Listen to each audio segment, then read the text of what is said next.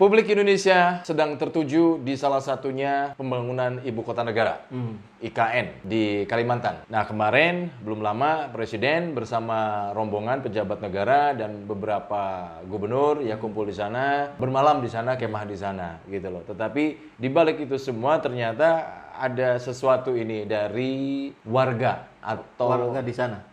ya, warga di sana, warga di sekitaran pembangunan yang rencananya akan dibangun IKN itu, Kang. Salah satunya adalah Yati Dahlia dari suku Balikpaser, warga asli Kabupaten Penajam Pasir Utara atau PPU di Kalimantan Timur. Itu kecewa ketika melihat lahan rumahnya ini tiba-tiba dipasangi patok. Untuk apa? Untuk pembangunan proyek Ibu Kota Negara atau IKN. Kang Epul. Tentu saja ini menjadi pertanyaan ya kan, malah Yati pun akhirnya meminta pemerintah ya, untuk memberikan penjelasan terkait pencaplokan tanahnya itu. Nah, ini Baik sekali ya warga ya. apa itu? Tadi meminta penjelasan. Iya, Keren iya. sekali tuh. Jadi bukan marah-marah. bukan marah-marah tapi minta penjelasan gitu. Nah, ini ternyata kalau memang iya betul ya peristiwanya di lapangan terjadi seperti ini menjadi pertanyaan dong Kang Epul ya. Iya. Jadi ini menarik ketika kita bahas bahwa pemindahan ibu kota itu kan senyatanya bukan pemindahan ibu kota karena di sananya belum ada apa-apa, masih hutan. Jadi pembangunan ibu kota harusnya. Iya, gitu. iya. Nah, itu satu. Yang kedua, ternyata menyisakan banyak persoalan gitu. Saya kira ini kan bukan hanya satu saja persoalan yang dialami oleh orang yang punya lahan kemudian tiba-tiba dipatok. Iya. Berarti kan tanpa pemberitahuan, tanpa penjelasan. Padahal ini proyek sah gitu. Anggaplah sah oleh pemerintahan hari ini gitu ya. Iya. Nanti kan kalau berganti pemerintahan bisa dibatalkan itu kan. Nah, seperti biasa banyak kebijakan ganti pemimpin, ganti kebijakan kan gitu. Banyak polemik banyak meninggalkan masalah. Iya. Karena kita tahu juga itu para nelayan yang ada di sana aja mereka juga nggak dapat informasi apapun. Hanya dapat kabar samar-samar katanya dari kepala desa atau apa, nanti kalau sudah jadi ibu kota nggak boleh lagi cari ikan di situ. Nah, mereka kebingungan itu, saya harus cari makan di mana gitu. Belum bicara ekosistem yang akan terganggu gitu. Jadi banyak sekali persoalan yang tidak terantisipasi atau bahkan mungkin tidak disiapkan oleh panitia penyelenggara proyek ini gitu. Nah, ini malah katanya warga tadi, salah satu warga tadi, Bu Yati ini menyampaikan bahwa padahal rumahnya dengan jarak titik nol ya, pembangunan IKN itu berjarak sekitar 10 sampai dengan 15 km. Nah, awalnya Gubernur Kalimantan Timur mengatakan bahwa lahan atau tanah warga itu tidak masuk ke area pembangunan IKN. Tapi jadi kaget gitu loh, kok ini dipatok gitu loh. Padahal 10 sampai 15 km gitu. Nah, nggak tahu. Berarti masuk gitu. Berarti kan? masuk. Kalau dipatok ya masuk. Masuk gitu. Ya, artinya ada perbedaan lagi ini di lapangan ya kan. Ini kan jadi pertanyaan-pertanyaan gitu loh. Katanya nggak masuk area pembangunan IKN, tapi kok sekarang dipatok gitu. Bagaimana ini? Itu 11-12 lah dengan kejadian pembangunan kereta cepat Jakarta-Bandung kan. Itu kan sudah dibuat dengan mahal ya. Satu betonnya aja itu luar biasa. Gitu. Ternyata ada salah penempatan titik. Bongkar. Bangun lagi. Ini ada salah lagi, bongkar. Ini kan pemborosan gitu. Nah, atau lebih jauh dari itu ada perencanaan yang memang sebetulnya tidak matang. Nah, seperti ini gitu. Katanya nggak kena, ternyata kena. Kalau ada perubahan sebetulnya nggak ada masalah. Kan biasa ya, ada salah hitung apa segala macam. Biasanya begitu di lapangan kan. Iya. Kejadian di lapangan selalu berbeda dengan yang di kertas misalnya. Itu masih oke. Yang nggak oke itu ya nggak ngomong gitu. Matoknya itu nggak ngomong, kan harusnya ngomong dulu. Pemilik kedaulatan negeri ini rakyat, gitu. Bukan Anda para pejabat. Gitu. Ya, seharusnya itu ada sosialisasi bahwa ternyata lahan ibu ini kena gitu. Tinggal ngomong datang. Kan? Tapi ini tidak ada omongan. Tidak ada. Kan? Berarti ini arogansi kekuasaan namanya. Bahkan di Namisator Jaringan Advokasi Tambang atau Jatam Kalimantan Timur itu mengatakan bahwa areal IKN ini seluas 250.000 hektar. Memang bukan tanah kosong ya kan, tetapi terdapat 53 kampung di dalam areal tersebut. Berarti kan areal warga masuk ke dalam pembangunan IKN. Ini juga sudah berbeda lagi informasi dan juga datanya. Nah, kita tidak tahu mana yang benar ini ya. Ya, terlepas dari versi mana yang benar, tentu saya kira persoalan utamanya adalah bahwa awal perencanaan sekali pemindahan ibu kota ini sudah bermasalah gitu.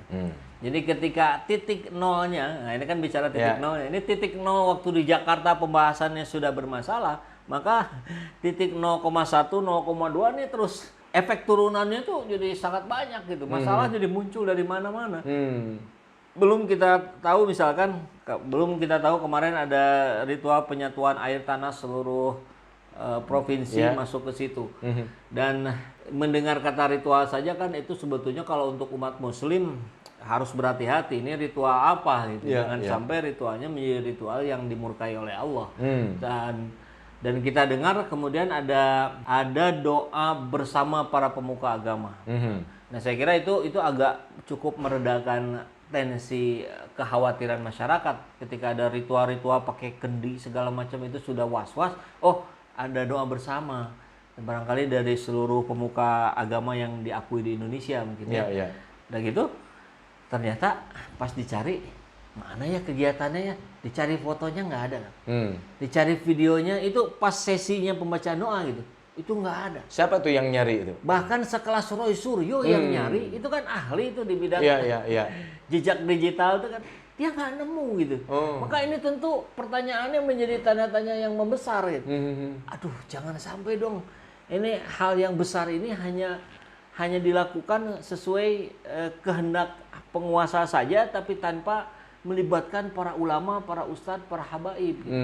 Bahkan di berita yang lain kita mendengar kabar bahwa acara penyatuan tanah air di Kendi itu atas saran seorang dukun di Solo. Saya ingin ya berita itu hoax ya. Mudah-mudahan hoax. Tapi kalau benar, ngeri kali nih. Iya, ada mistis di situ Ya. Padahal katanya kita ini 5.0 gitu. Eranya metaverse. Kok masih bergulat di wilayah itu gitu. Kalau sekedar ritual yang tidak mengarahkan pada perbuatan syirik, musyrik, saya kira mungkin masih bisa dimaklumi gitu. Apalagi ada tadi doa-doa dari pemuka agama, tapi ternyata juga tidak ada gitu. Iya. Jadi kembali ke tadi di awal bahwa ada janji dari pemerintah ini tidak akan merugikan masyarakat di sekitar pembangunan IKN, ya kan? Jadi teringat ini sindiran halus menurut saya yang disampaikan oleh Gubernur DKI Jakarta Anies Baswedan yang membawa air dan tanah dari kampung akuarium. Itu sebagai simbolis. Bahwa jangan sampai pembangunan IKN itu memarginalkan rakyat, gitu loh. Tetapi pesan itu sepertinya dalam tanda kutip atau pertanyaannya iya atau tidak, benar atau tidak sudah dilanggar itu sekarang. Karena ada warga yang merasa heran gitu, pencaplokan langsung aja dipatok gitu kan. Anies Baswedan itu kan banyak yang menyamakan dalam dia kemampuan berbahasa, bernarasinya, termasuk dalam berbahasa simbolik, itu mirip-mirip Vladimir Putin katanya. Jadi kan kita juga pernah bahas ya bagaimana dia berhadapan dengan orang Jepang, dia bawa anjing gitu, dan cara-cara lain yang dia tunjukkan ke dunia gitu bahwa kedaulatan negerinya di atas segalanya. Nah, Pak Anies Baswedan sebenarnya kurang lebih begitulah. Seringkali juga memunculkan bahasa-bahasa simbolik yang elegan gitu kan. Dan saking elegannya barangkali pemerintah pusat nggak bisa menangkap itu. Nah, jadi simbol air tanah yang dibawa dari kampung akuarium itu mereka nggak paham apa-apa. Iya. Jadi mereka sih ya jalan saja dengan cara-cara mereka selama ini. Mungkin ya. Bismillahirrahmanirrahim. Assalamualaikum warahmatullahi wabarakatuh. Sahabat semua, alhamdulillah program renovasi toilet masjid sudah berjalan seperti kita lihat di video ini, dan mudah-mudahan seluruh amal jariah, donasi, wakaf dari sahabat semua untuk mendapatkan ganjaran dari Allah jauh berlipat ganda, bukan hanya di akhirat tapi juga di dunia. Begitu juga dengan program ADI, Akademi Dakwah Digital Indonesia. Kita sudah selesaikan di angkatan pertama, dan tentu ini dilanjutkan dengan membuka angkatan kedua. Tentu upaya perbaikan terus kami lakukan untuk meningkatkan kualitas tanpa memungut biaya kepada para santri, kepada para siswa yang datang. Karena niatan kami adalah bagaimana terus-menerus memperbanyak para pendakwah-pendakwah yang bisa berbicara di depan kamera, yang bisa disebarkan di YouTube, di TikTok, di Instagram, di Facebook, dan di semua platform media sosial lainnya. Ini sangat perlu karena kita lihat musuh-musuh Islam, baik dari kalangan Islam sendiri maupun kalangan non-Islam, itu tidak henti-hentinya menebarkan video-video yang berupaya mendegradasikan umat Islam. Maka kita harus berada di garda terdepan untuk menghalau itu. Mudah-mudahan Allah memberkahi perjalanan kita. Bagi sahabat semua yang ingin terus membersamai kami dalam perjuangan dakwah ini, seperti biasa, sahabat bisa sampaikan donasinya di rekening yang ini dan mengkonfirmasikannya ke nomor yang ini. Mari kita berjuang bersama-sama.